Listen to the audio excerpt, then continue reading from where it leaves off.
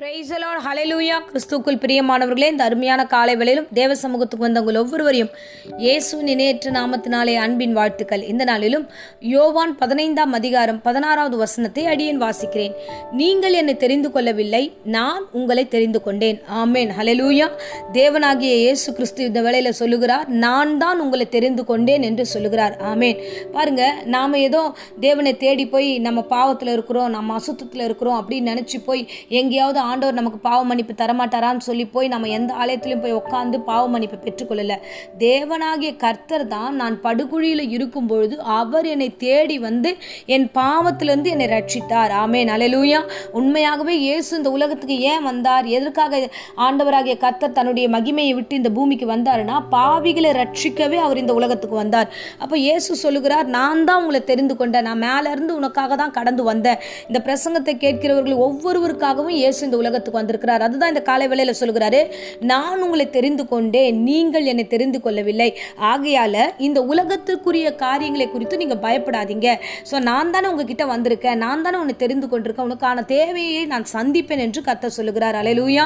அந்த வசனத்துடைய கண்டினியூட்டியை நம்ம பார்த்தோம்னா தேவன் சொல்லுகிறார், நீங்கள் என் நாமத்தினாலே பிதாவை கேட்டுக்கொள்வது எதுவோ அதை அவர் உங்களுக்கு கொடுக்கத்தக்கதாக நீங்கள் போய் மிகுந்த கனிகளை கொடுக்கும்படி நீங்கள் என்னால் தெரிந்து கொள்ளப்பட்டிருக்கீங்கன்னு சொல்லிட்டு தேவன் சொல்லுகிறார். பாருங்க, தேவன் ஏன் தெரிந்து கொண்டார், கர்த்தர் ஏன் நம்மிடத்துல வந்தார், ஏன் நம்மை அறிந்து கொண்டார் அப்படின்னா நாம ஆசீர்வாதமான பிள்ளைகளா இருக்க வேண்டும் என்பதற்காக மாத்திரமல்ல, மிகுந்த கனிகளை கொடுக்கிற பிள்ளைகளா இருக்க வேண்டும் என்பதற்காக தேவன் நம்மை தெரிந்து கொண்டார். ஹல்லேலூயா.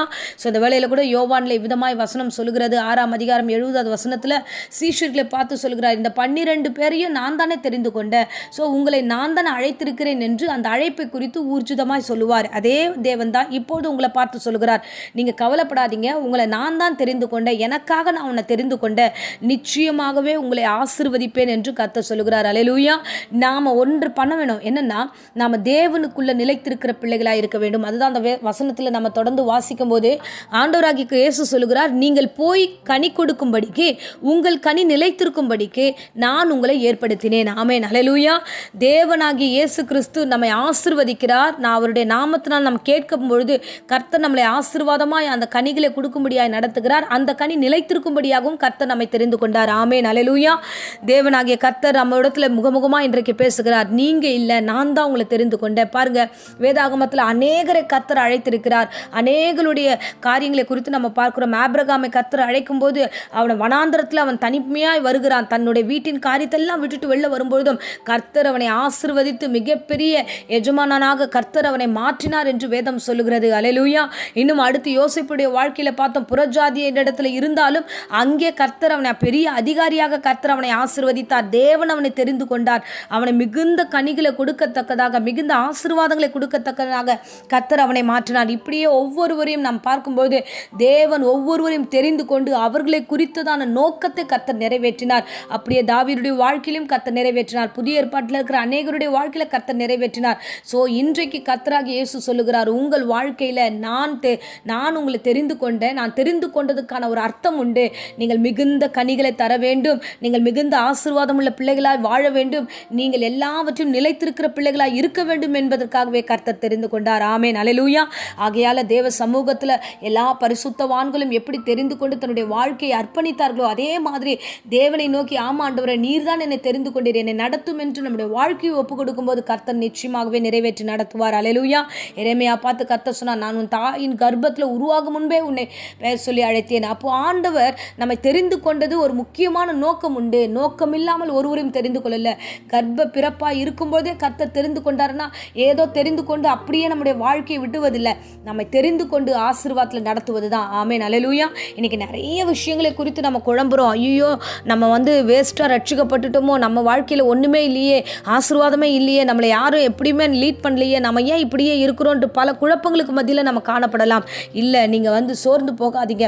தேவன் ரொம்ப நேர்த்தியாக சொல்லிக்கிறார், நான் தான் உன்னை தெரிந்து கொண்டேன்னா நிச்சயமாக நீ கேட்கிறது எதுவோ அதை பிதாவுடைய நாம மகிமைக்கென்று நான் உங்களை கொடுப்பேன், நீங்கள் நிலைத்திருப்பீர்கள், நீங்கள் ஆசீர்வாதமாக இருப்பீர்கள் என்றும் இயேசு கிறிஸ்து இந்த வேளையில் சொல்லுகிறார். ஹல்லேலூயா. சோர்ந்து போகாமல் தேவனுடைய சமூகத்தில் காலை வேளையில் உங்கள் அழைப்பை குறித்து ஊர்ஜிதப்படுத்திக் கொள்ளுங்க. ஆமா ஆண்டவரே என்று ஒப்பு கொடுங்க, உங்கள் லைஃப்பை ஒப்பு கொடுங்க. நிச்சயமாகவே கர்த்தர் ஆசீர்வாதிப்பார். எடுக்கிற பிரயாணத்தை கர்த்தர் ஆசீர்வாதிப்பார். ஆசீர்வதிப்பார். எடுக்கிற முயற்சிகளை கர்த்தர் ஆசீர்வதிப்பார். ஆகையால் நான் தான் கிறிஸ்துவ தெரிந்து கொண்டேன்னா எந்த வழியில் போகிறதும் தெரியாமல் இருக்கலாம். ஆனால் கர்த்தர் சொல்லுகிறார், அப்பா நீ இல்லை, நான் தான் உன்னை தெரிந்து கொண்டேன். நிச்சயமாகவே மிகுந்த கனிகளை கொடுக்கத்தக்கதாக உன்னை நான் ஏற்படுத்தினேன். நான் உன்னை ஆசீர்வதித்திருக்கிறேன். நான் உன்னை வழி நடத்துவேன். ஆகையால் நீ எதை குறித்தும் பயப்படாது. என் நாமத்தினால் நீ எதை கேட்டாலும் அதை உனக்கு கொடுக்கும்படியாக நான் கடந்து வருகிறேன். ஆமென். அல்லேலூயா. அன்பு பிள்ளைகளே, தேவன் இன்றைக்கு பேசின வசனத்தை மைண்டில் வச்சுக்கோங்க. தைரியமாக போங்க. தேவன் அவருடைய நாமத்தை கொண்டு நீங்கள் போங்க. கர்த்தர் எல்லா இடங்களிலும் உங்களை சாட்சியாய் மிகுந்த கனிகளை கொடுத்து உங்களை ஆசீர்வதிப்பார். அவர் என்ன திட்டத்துக்கு இந்த பூமிக்கு அனுப்பினாரோ அந்த திட்டத்தை அவரே செய்து முடிப்பார். ஆகையால் நீங்கள் அவருக்குள்ள நிலைத்திருங்க. அவரை நோக்கி பாருங்க. அவருக்குள்ள காத்திருங்க. அவர் என்ன செய்கிறாரோ பொறுமையோடு இருங்க. நிச்சயமாக மிகுந்த கனிகளை நீங்கள் பெறுவீர்கள். ஆமென். இப்பொழுதும் அடியேன் உங்களுக்காக ஜெபிக்கிறேன். அன்பு ரட்சகா, அந்த அருமையான தருணத்துக்காக ஸ்தோத்திரம். அப்பா, அநேக பரிசுத்தவான்களுடைய வாழ்க்கையில் நீர் போய் தெரிந்து கொண்டு அவர்களை தனித்தனியாய் ஆசீர்வதித்து மிகப்பெரிய ஜாதியாய் மாற்றினது போல இந்த பிரசங்கத்தை கேட்கிற ஒவ்வொரு பிள்ளைகளையும் நீரே தெரிந்து கொண்டீர் ராஜா. இந்த பிள்ளைகளுடைய வாழ்க்கையில் என்ன திட்டம் உண்டு என்பதை அடியேன் அறியேன். ஆனால் சகலமும் அறிந்தவர் நீர் ஒருவர் இருக்கிறீர் ஆண்டவரே. ஏற்படுத்தினதற்கு நோக்கம் உண்டு. ஆசீர்வாதமாய் நீ வாழ வேண்டும் என்று ஆண்டவரை திட்டமாக இந்த நாட்களில் பேசினீர். மிகுந்த கனிகளை நீ கொடுப்பாய் என்று பேசினீர். அப்படியே வாக்குத்தத்தத்தை நிறைவேற்றும்.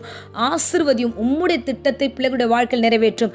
தேவையற்ற மனக்குழப்பங்களை உண்டு பண்ணுகிற சாத்தானை இயேசுவின் நாமத்தில் சபித்து கட்டுகிறோம். என்னை யார் அழைச்சா, நான் எதுக்கு இருக்கிறேன், எப்படி என்று பல குழப்பத்தின் மத்தியில் இருக்கிற ஒவ்வொரு விசுவாசிகளையும், ஒவ்வொரு வாலிபர்களையும், ஒவ்வொரு பிள்ளைகளையும் ஒப்பு கொடுக்கிற ராஜா, நீர் தெரிந்து கொண்டீர். உம்முடைய ஜீவியத்தில் இந்த பிள்ளைகளை வைத்திருக்கிறீர். உம்முடைய கையின் பிரயாசத்தினால் இந்த பிள்ளைகளை நீர் ஆசீர்வதிக்கப் போகிறீர் என்ற உணர்வு இந்த பிள்ளைகளுக்கு உண்டாகட்டும். தொடர்ந்து உம்முடைய பிரசன்னத்தில் இந்த பிள்ளைகள் வளரட்டும். ஆசீர்வதியும், காத்துக்கொள்ளும். இந்த வேளையில் யாராகிலும் வியாதியோடு பலவீனத்தோடு இருந்தால் அந்த வேளையில் எல்லா வியாதி, பலவீனம், ஜுரம் எல்லாம் நீங்கி போகட்டும். இந்த வெயில் உஷ்ண காலங்களில் எந்த விதமான நாசம் மோசமும் யாருக்கு அணுகாதபடிக்கு நீ ப்ரொடெக்ட் பண்ணி பாதுகாத்துக் கொள்வீராக. ஆசீர்வதிப்பீராக.